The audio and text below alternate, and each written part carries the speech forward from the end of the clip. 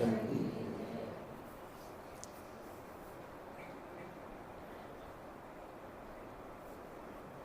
જ્ઞાન અને ચેતના એ બંને એકબીજાની સાથે ઓતપ્રોત છે. એટલે જડ અને ચેતન વચ્ચેનો એક મોટો ભેદ એ છે કે જડની પાસે જ્ઞાન નથી, ચેતનની પાસે જ્ઞાન છે.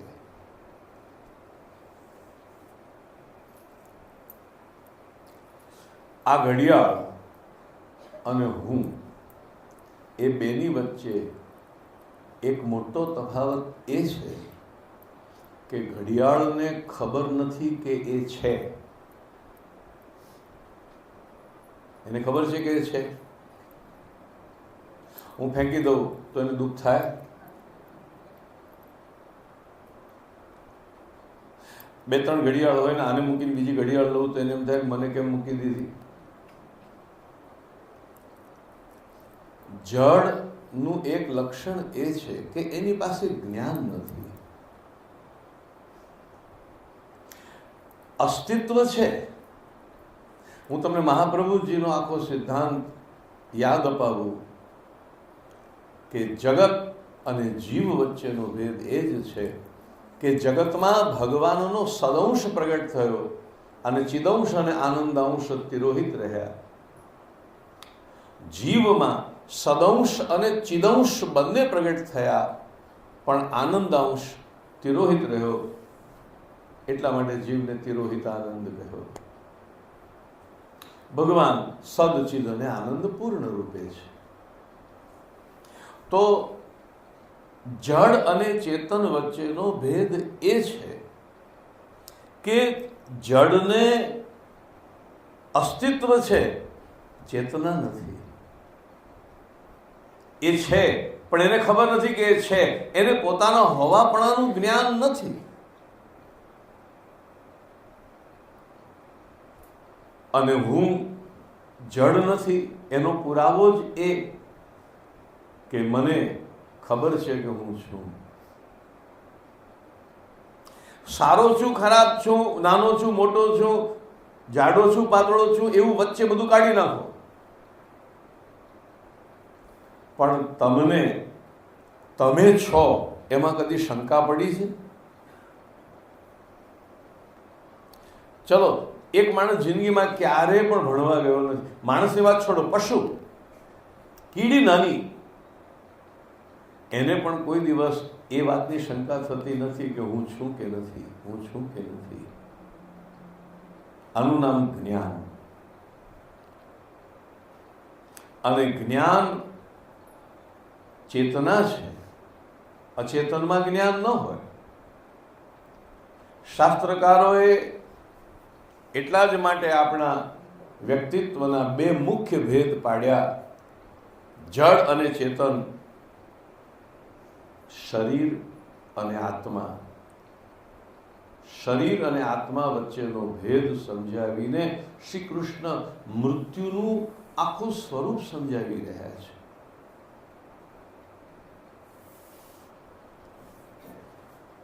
આ કેટલાક શ્લોકો કઠોપનિષદ, મુંડકોપનિષદ અને ઘણા બધા ઉપનિષદોમાં જે કહેવાયું છે એનો સાર છે. ભગવાને બે વાત કરી, આપણે બધાએ યાદ રાખવા જેવી. પહેલી વાત, શરીર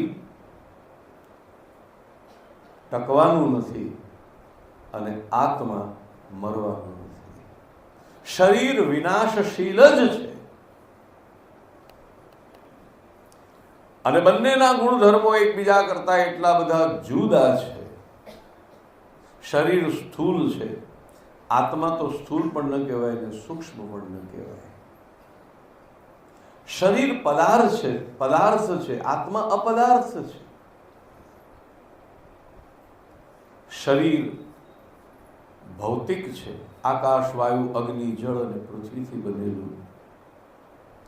આત્મા કોઈ ભૂતનો અંશ નથી. આત્મા આકાશથી પણ ઉપર છે.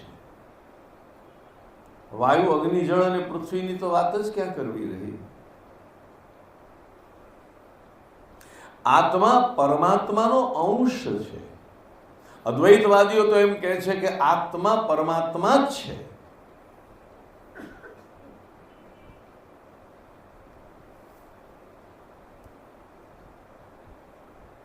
કોઈએ કહ્યું આત્મા પરમાત્મા છે, કોઈએ કહ્યું આત્મા પરમાત્માનો અંશ છે. માયાવાદ, બ્રહ્મવાદ એ બધાની ચર્ચા આપણે અનેક વાર કરી ચૂક્યા છે. અત્યારે એ વિષય નથી, પણ એટલું તો નક્કી છે કે શરીર આત્મા નથી અને આત્મા શરીર નથી. એના ઘણા બધા તર્ક, ઘણા બધા પ્રમાણો આપવામાં આવ્યા. જો મૃત્યુ થયા પછી શરીરમાં થી જે વસ્તુની બાદબાકી થઈ જાય એનું નામ જ જીવાત્મા. થોડી વાર પહેલા શ્વાસ ચાલતો હતો, થોડી વાર પહેલા શરીર ગરમ હતું, થોડી વાર પહેલા આંખો જોતી હતી, કાન સાંભળતા હતા, થોડી વાર પહેલા જીવન હતું. અને અચાનક કંઈક એવી ઘટના બની જાય છે કે શરીર તો એનું એ જ રહે છે. મેં તો એવું સાંભળ્યું છે કે પહેલા વૈજ્ઞાનિકોએ પ્રયોગ પણ કર્યો હતો કે જીવતો માણસ મરી જાય પછી કંઈ વજન ઓછું થાય છે, તો કે ના, એવું થતું નથી. કશું એમાંથી નીકળતું દેખાય છે, નીકળતું પણ દેખાતું નથી. નીકળતું દેખાય તો એ પદાર્થ હોવો જોઈએ. સાંભળો, આત્મા જો દેખાય તો તે પદાર્થ હોવો જોઈએ, અને જો પદાર્થ હોય તો એનો નાશ નક્કી છે.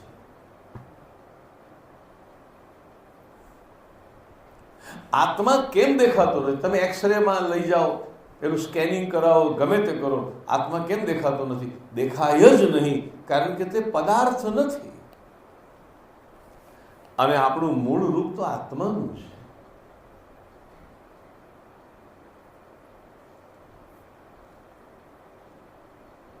ગીતા અને ઉપનિષદો અનેક વાર અતિશય પ્રયત્ન કરીને એક વસ્તુ આપણને સમજાવવાનો પ્રયત્ન સદીઓથી નહીં પણ યુગોથી કરી રહ્યા છે કે શરીરને આત્મા અને આત્માને શરીર માનવાની ભૂલ ન કરો, ન કરો, ન કરો. જે શરીરને આત્મા માને છે અને જે આત્માને શરીર માને છે, બંને આ બે ભેદ નથી, એક જ માને છે, એ અનાત્મવાદી છે. અને હું તમને એ પણ કહું કે આપણા શંકરાચાર્યજી અને આપણા મહાપ્રભુજી વચ્ચે બીજી બધી બાબતોમાં બહુ મતભેદ છે, પણ ભારતમાં જેટલા પણ આસ્તિક દર્શનના આચાર્યો થયા એ બધા જ આચાર્યો એક વાતમાં સંમત છે કે આત્મા શરીર નથી અને શરીર આત્મા નથી. એક દર્શન આપણે ત્યાં થયું ચાર્વાક દર્શન, એનું બીજું નામ છે લોકાયત. પશ્ચિમમાં પણ કેટલાક એવા ચિંતનો થયા. એ દર્શનને દેહાત્મવાદી અથવા અનાત્મવાદી દર્શન કહેવાયું. ત્યાં એવું કહેવામાં આવ્યું કે, અને આજનું વિજ્ઞાન પણ આ જ વસ્તુ માને છે કે શરીરની અંદર આત્મા જેવું કંઈ જુદું તત્વ છે જ નહીં. આ ઘડિયાળમાં સેલ છે, સેલમાં ઇલેક્ટ્રિસિટી છે, એટલે ઘડિયાળ ચાલે છે. અને કોઈ કારણસર એ સેલમાં ઇલેક્ટ્રિસિટી પૂરી થઈ જશે એટલે ઘડિયાળ બંધ પડી જશે, અથવા એની અંદર જે ચક્રો છે એમાં ક્યાંક કચરો વગેરે આવી જશે તો ઘડિયાળ બંધ પડી જશે. એવી રીતે આપણા શરીરમાં કોઈક જીવન ન ટકે એવી કોઈ મોટી ગડબડ થશે, તે દિવસે શરીર બંધ પડી જશે. અને બંધ પડી જશે એટલે પછી એ આપણે એને જેને કહીએ છીએ મૃત્યુ છે. પણ ના, એવું નથી. આત્મા અને દેહ, આ બંને વચ્ચેનો ભેદ ઉપનિષદકારોએ અનેક તર્ક આપીને સમજાવ્યો છે.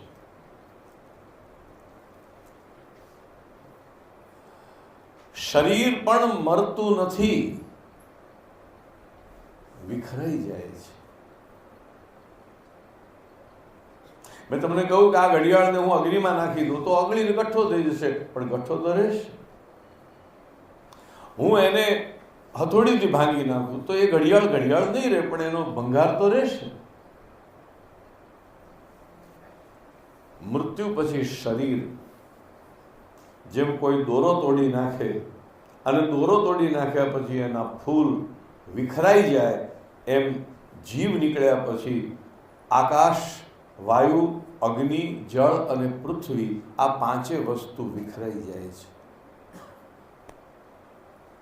શાસ્ત્ર તો કહે છે કે ભૂત મહાભૂતમાં મળી જાય છે, માટી માટીમાં મળી જશે, જલ જલમાં મળી જશે, અગ્નિ અગ્નિમાં મળી જશે, વાયુ વાયુમાં મળી જશે, આકાશ આકાશમાં મળી જશે, અને ક્યાંય કોઈ પત્તો નહીં લાગે.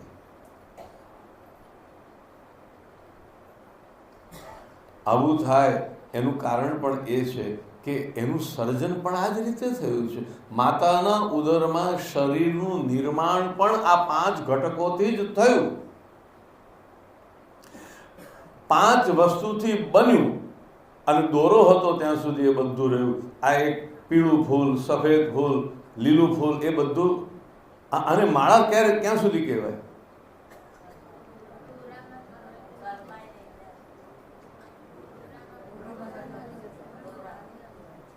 દોરાને લીધે માળા છે ને. હા, હવે એક કામ કરીએ, દોરો બધો કાઢી નાખો, ફૂલનો ઢગલો અને પછી દોરો બધું પાછો મૂકી દો, તો માળા કહેવાય કે નહીં?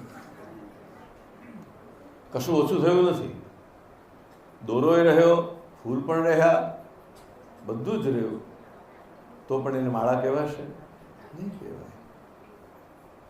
તો કંઈક એવું છે કે જે દોરો હોવા છતાં, ફૂલ હોવા છતાં પણ માળા બને છે, અને કંઈક એવું છે જે દોરો હોવા છતાં, ફૂલ હોવા છતાં માળા રહેતી નથી.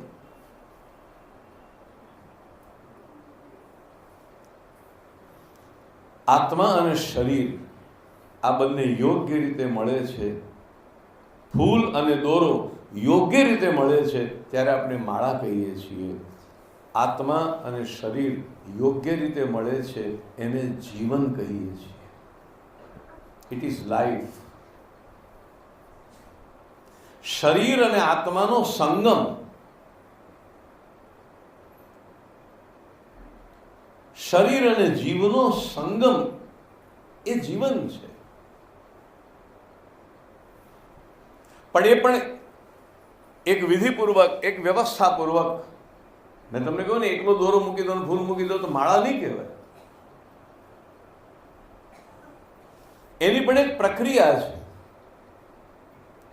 અને એ જીવનની જે પ્રક્રિયા છે તે ભગવાનથી શરૂ થઈ.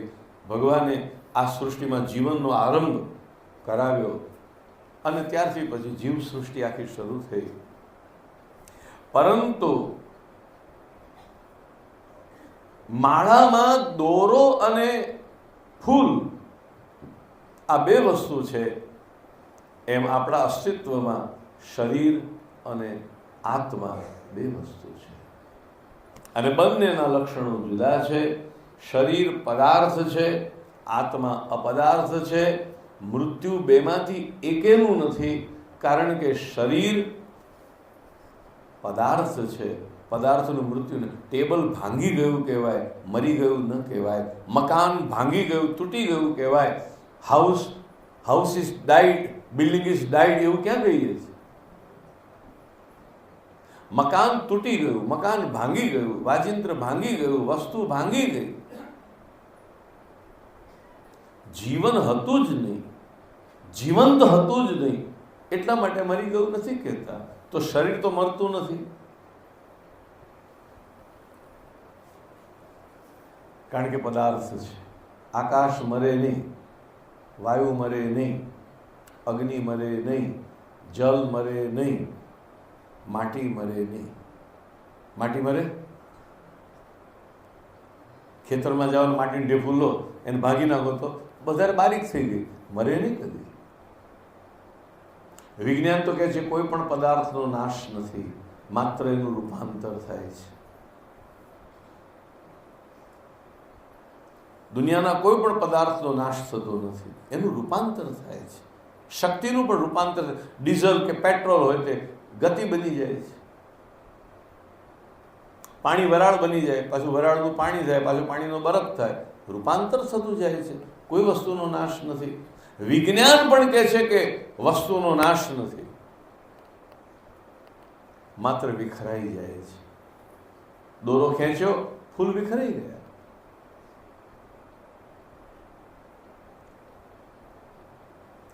હવે જો પદાર્થોનો પણ નાશ ન હોય તો એની અંદર રહેલી અપદાર્થ રૂપ ભગવદ અંશ જે છે, આત્મા છે, એનો નાશ કેવી રીતે હોય?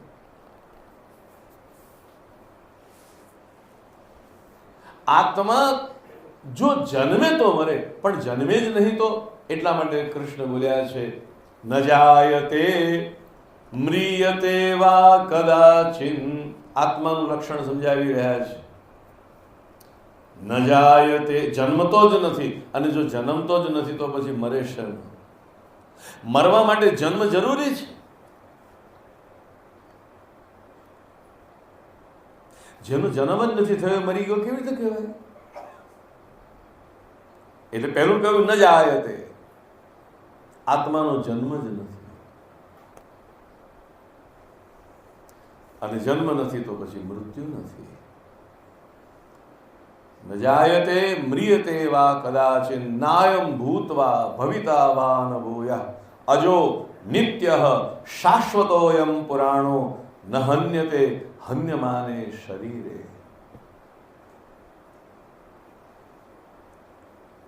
મૃત્યુનો અર્થ માત્ર એટલો જ છે કે શરીર અને આત્મા વિખૂટા પડે છે. પણ વિખૂટા પડવું વિનાશ નથી. હું ફરીથી કહું, હું દોરો કાઢી લઉં તો માળાનો તો દોરાનોય નાશ નથી થતો અને ફૂલનોય નાશ નથી થતો.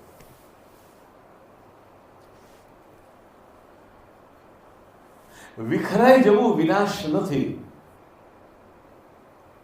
એટલે જ મૃત્યુ વિનાશ નથી. તમારું આ શરીર બન્યું એ પહેલા શરીરની માટી ક્યાંક ખેતરની માટી જ હતી. માતાએ જે અન્ન ખાધું 9 મહિના, માટી અન્નમાં ગઈ, અન્નથી અન્ન રૂપે માતાના શરીરમાં ગઈ, અને માતાના શરીરમાં ગયા પછી એ માટી શરીર બની. માટી આવી, વાયુ આવ્યો, અગ્નિ આવ્યો, ઉષ્ણતા આવી, જલ આવ્યું, આ બધું આવતું ગયું અને શરીર બનતું ગયું. મૃત્યુ વિશેની સમજણ મેળવવી હોય તો પહેલા એ સમજો કે તમે શરીર નથી, અને તમારું જે શરીર છે એ પદાર્થ છે. ભૌતિક શાસ્ત્રનો નિયમ છે, ફિઝિક્સનો, કે પદાર્થમાં કેટલીક વસ્તુ હોવી જોઈએ તો એને પદાર્થ કહેવાય. દાખલા તરીકે પદાર્થ એને કહેવાય જે જગ્યા રોકે, પદાર્થ એને કહેવાય જેનું વજન હોય, લંબાઈ, પહોળાઈ, ઊંડાઈ, આ બધા લક્ષણો જેનામાં હોય એને પદાર્થ કહેવાય. તો શરીરમાં આ બધું છે. શરીર લંબાઈ પહોળાઈ છે, શરીરનું વજન છે, શરીર જગ્યા રોકે છે, શરીર પદાર્થ છે, અને પદાર્થનું મૃત્યુ ન હોય. હા, એ ક્યારેક આકાર લે અને ક્યારેક વિખરાઈ જાય. ક્યારેક કુંભાર માટીમાંથી ઘડો બનાવે, તમારા હાથમાંથી ઘડો પડી ગયો એટલે એની એ ઘડાનો ઘડું ન રહ્યું, ઠીકરી થઈ ગઈ. એ ઠીકરા ઉપર પાછા વાહનો પસાર થયા એટલે ધીરે ધીરે ધીરે ધીરે માટી બની ગઈ. માટી ઘડો થયો, ઘડો માટી થયો.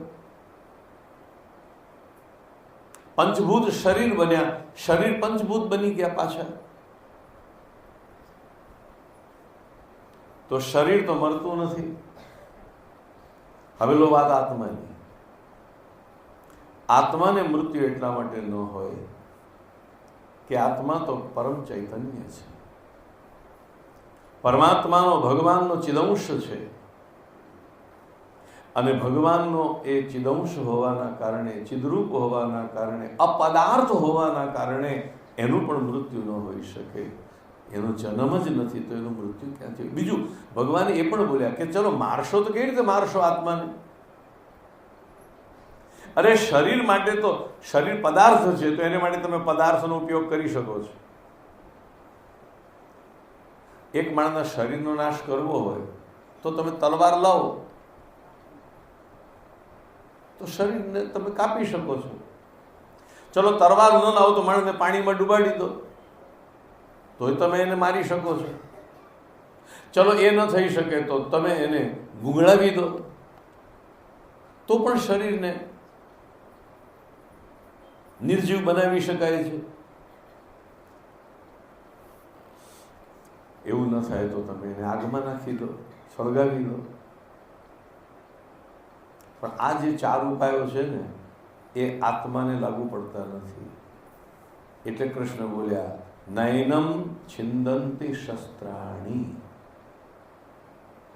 નૈનમ દહતિ પાવક ન ચૈનમ ક્લેદયંત્યાપો ન શોષયતિ મારુતઃ. આત્મા ને શસ્ત્ર કાપી ન શકે. હા, શરીરને કાપી શકે. ભરતજી પાલખી ઉચકીને ચાલતા હતા. ભાગવતમાં કથા તમે બહુ વાર સાંભળી છે.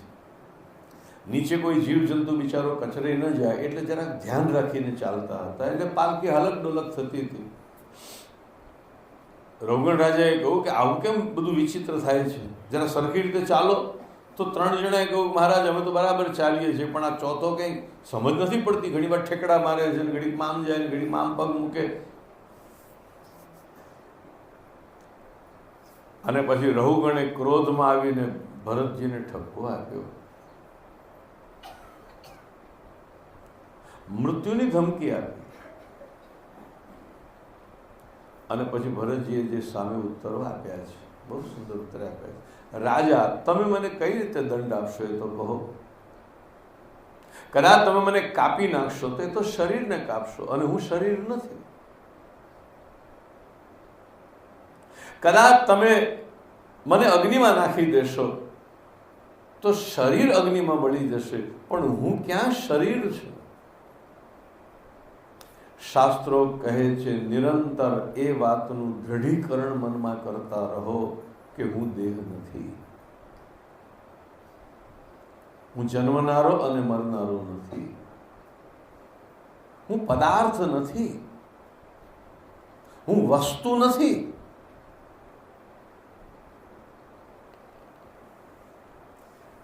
આ વારંવાર દૃઢીકરણ થવું જરૂરી છે.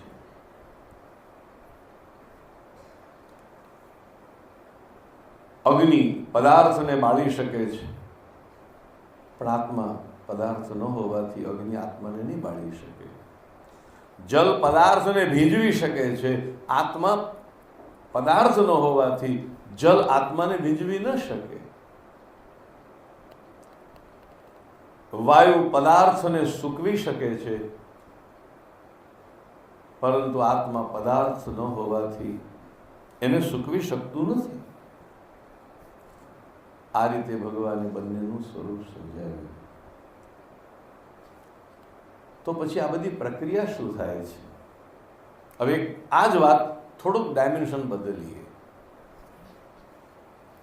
ડાયમેન્શન બદલીએ તો એ થયું કે તમે શરીર નથી તો પછી શું છે? તો ગીતામાં શબ્દ વપરાયો દેહી. દેહી એટલે દેહમાં રહેનારો અથવા દેહને ધારણ કરનારો. તમે શરીર નથી, શરીરને ધારણ કરનારા છો. તમે શરીર પહેર્યું છે.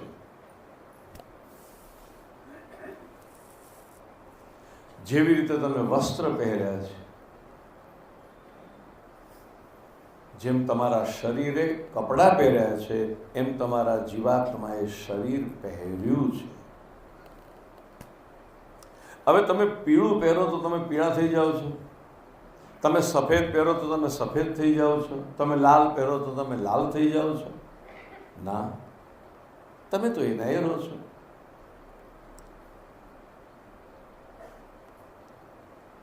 મરણનો ડર લાગતો હોય એને ગીતાનો આ શ્લોક મોઢે કરવા જેવો છે. અદ્ભુત વાત કરી. વાસાંસી જીર્ણાનિ યથા વિહાય નવા નિગૃહ્ણાતિ કેટલી સુંદર ઉપમા આપી છે.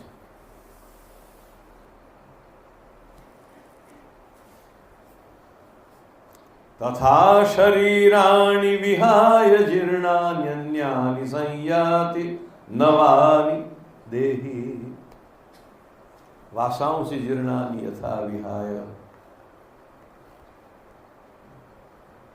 ઉનાળાના દિવસે આખો દિવસ કામ કરીને થાકીને તમે સાંજે ઘરે જ્યારે પાછા આવો છો,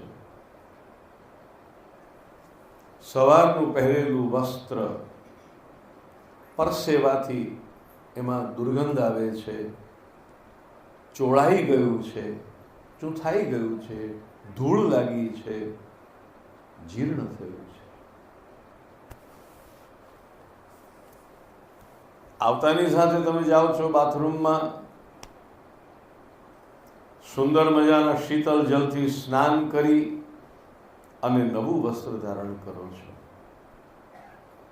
હવે વિચાર કરો કે મેલા કપડાં પહેરેલો માનવી બાથરૂમમાં ગયો, એણે નાહીને નવા વસ્ત્રો ધારણ કરી લીધા, એ બહાર આવે ત્યારે ઉદાસ હોય છે, દુઃખી હોય છે.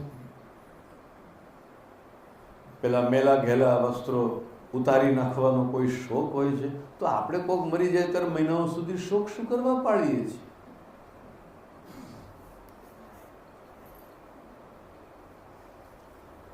મૃત્યુ શોકની ઘટના જ નથી.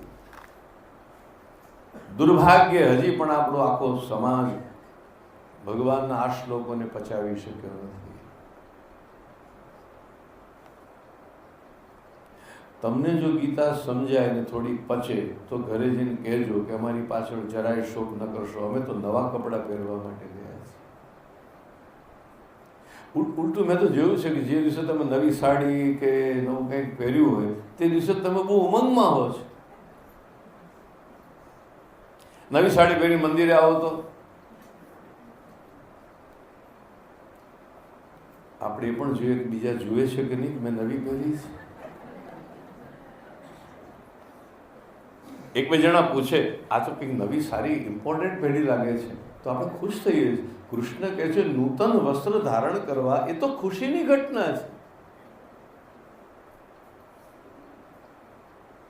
અને બિલકુલ શરીર વસ્ત્ર જ છે, એ આરોપિત છે, ધારણ કરેલી વસ્તુ છે, એ તમારી ઓરિજિનાલિટી નથી.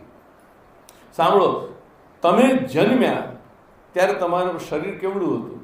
નાનું, પછી મોટું થયું, તમે બાળક હતા. અહીંયા આ શ્લોક આપણે હમણાં જોયો ને કે દેહિનોસ્મિન યથા દેહે કૌમારમ યૌવનમ જરા તથા દેહાંતર પ્રાપ્તિ ધીરસ્તત્ર ન મુહ્યતિ.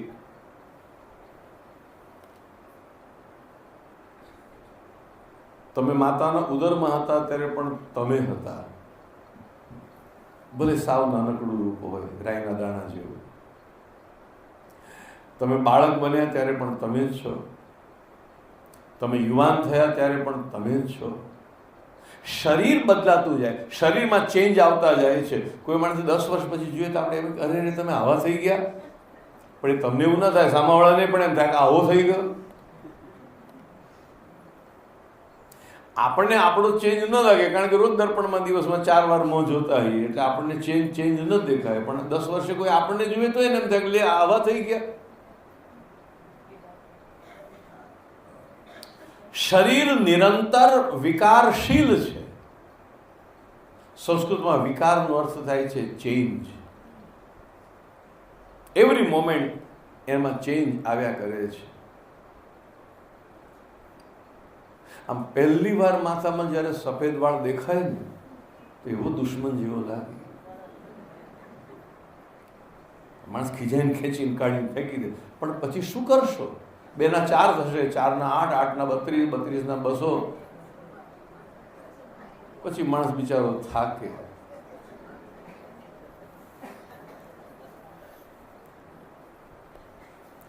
પછી બીજા ઉપાયો ગમે તે કરીએ પણ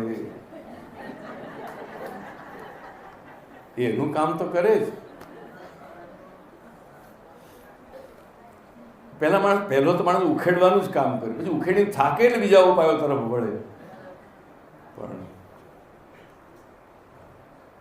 દેહ નિરંતર વિકારશીલ છે. જેમ દૂધમાં દહીં બનવાની પ્રક્રિયા ચાલતી જ હોય છે. બહાર રાખો તો જલ્દી દહીં થઈ જાય, અને કંઈ ઠંડકમાં રાખો તો વાર લાગે. પણ જેમ દૂધમાં દહીં બનવાની પ્રક્રિયા નિરંતર ચાલુ જ હોય છે, એમ શરીરની વિનાશ તરફ જવાની પ્રક્રિયા તો નિરંતર હોય જ.